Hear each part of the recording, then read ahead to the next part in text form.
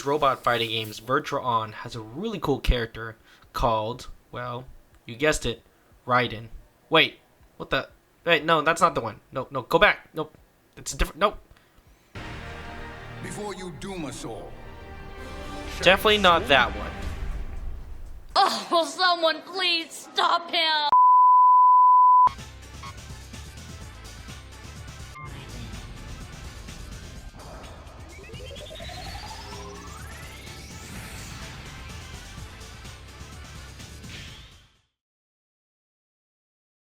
HBV502HB Raiden, it refers to the popular mecha from the video game series Virtua On. Specifically, it's a model kit of the Raiden mecha, part of the Cyber Troopers Virtua On or Arterial Tangram line, often referred to as the RNA side or DNA side. This kit is a 1/100 scale plastic model kit with high articulation and as well as detailing for its time. So as you can see here, this box is pretty dang massive, and of course this is a pretty rare kit. So again, it's kind of old for the most part. It's been around for quite some time. I did get this for like 75 bucks when I first got it from Anime King, but of course now if you look online you can get it, now it's like double the price, and now it's around like 150 or more. So I would say it's a pretty rare kit, you can say. You know what, a lot of good surprises, and of course I'm a fan of the Virtua On series, so this was a nice little nostalgia for me.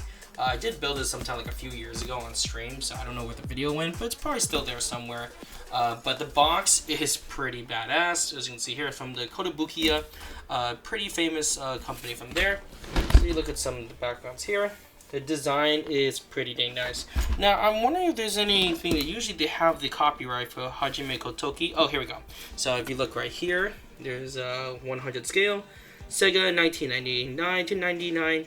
Sorry, 98 to 99 characters. Sega. Character designed by Kotoki Hajime. If you don't know who he is the GOAT of mecha designing. You should definitely check him out. And of course here, we see some of the designs there. Looking pretty good. Solid stuff. Love design work. Now I think this is actually the mech itself. So this is like what it looks like when it's painted.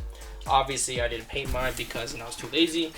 But the design work here is nice. And this is the Raiden from the RNA side. So there's two sides when it comes to the game in Oratorio Tangram.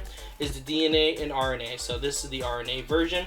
I know there is a DNA one out there. I didn't get that one because this is the only one available for me. So again, I had to pick this bad boy up. Don't mind the little string right there. But let's get to it and let's open it up. Alright, it's kind of hefty, so it's pretty heavy stuff. I don't think I even finished this. I remember... Hold on a second. There we go. See if I can get this thing open real quick. There we go. So again, I kind of already had some wrapping paper packed up. I thought I was actually going to sell this, but I guess I haven't yet. So this is the decal sheet. You see the decals there. Well, this doesn't really say much because I thought I did have a... I guess I thought I did have a part here that was supposed to go together in terms of the manual, but I guess I didn't get the manual on this, so maybe I can find one online, see if there's a manual you guys can look at. But yeah, like it did come with a manual, but I don't know why it's not there. So yeah, this is surprisingly for an old kid, it's actually pretty dang good. And as you can see, there is no head because the head is right here. So I'm gonna place that bad boy on. Honestly, for the build, it's pretty sturdy. You know, besides small parts falling off here and there, but it's a pretty sturdy kit, and I love how thick it is, and it's pretty damn... I love the coloring too. The coloring is pretty nice, and you see my crappy decaling skills. You can see there, I try to do that with the Tangram logo. So articulation-wise, it moves pretty nicely there. The back of the booster is a really nice detail, and of course it has the awesome Sega Dreamcast. If you like Sega, and then of course there's this there. The legs are very sturdy, and again, it's really nice, surprisingly. And of course here's the rocket launcher. I believe it goes like this, I think. I forgot how it looks. I think it goes here. Try to remember. See, I don't remember how this thing was when I first put this thing together, but I think it goes on this side, I think. Or maybe the opposite way. Pretty sure it's the opposite. I think it's this way. Here we go. Something like that. So, here's the rocket booster there. And, of course, there's some extra parts I have not put together yet, just because, well, I didn't build it yet, and, well, I can't really do anything now.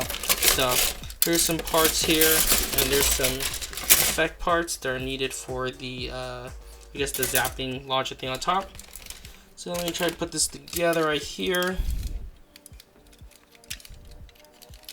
There we go. Honestly, the fingers are pretty nice too. It fits really nicely. So if you take this part here, you place it in this area, and yeah, I know the nips on there are pretty bad. So I admit I didn't do a really good job of putting it together. But here's the launcher. You put that together there, and I really think it does go there. So I'm gonna place it right there because I really don't remember. So yeah, it's a kind of weird way to put it, but anyways, that's kind of falling apart. Let me, but anyways, so rotates that way. All the around. It's kind of actually hard to take apart, so I actually do not take this apart. This does require some kind of glue because I remember some of the parts would not fit right away. So crazy glue or any kind of super glue does help with this kit. And again, the details on this, pretty cool for an old kit, to be honest. Like the way it is. So let's see it from other frames.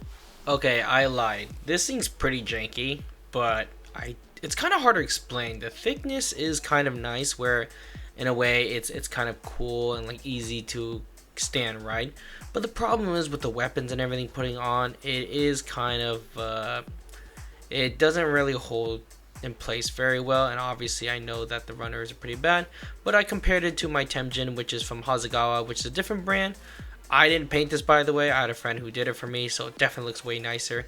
So I think if you get a chance to paint this bad boy, this Raiden will look really good. As you can see here, the coloring and everything is pretty amazing for its time, but I highly recommend painting it if you can. And of course, if you're a really good model builder, well, I don't think you should much have a problem with this. But overall, I would say, you know, it is pretty proportion-wise. It is, I guess, up to date, or I guess in terms of it. How do I explain this? It basically fits the character, and the proportions are pretty good. So, well, in terms of posing wise, you can't really do much. I kind of try to think of any articulation posing, but it stands very well because I think the feet are so thick, it's kind of badass. And I always like the backpack. The backpack always looks really cool. And if you place it on his butt, it kind of looks like this. It's kind of cute overall, and I think the details on the bottom is really cool. Not too much of like stickers and stuff like that. It kind of just comes with that part. And of course, again, it stands normally, casually, kind of dope overall. So anyways, I think it's a really cool model kit if you haven't built one for yourself. Especially if you're a better builder, this could be to your advantage, I would say, overall. But yeah, if you get the chance to get one, if you find it for a good price, or if you want to spend, you know, 175 bucks on eBay, go for it. But let me know in the comments what you think about it, and if you're a fan of Virtuon, let me know, and see you guys next video. Peace. Hey, I was watching that.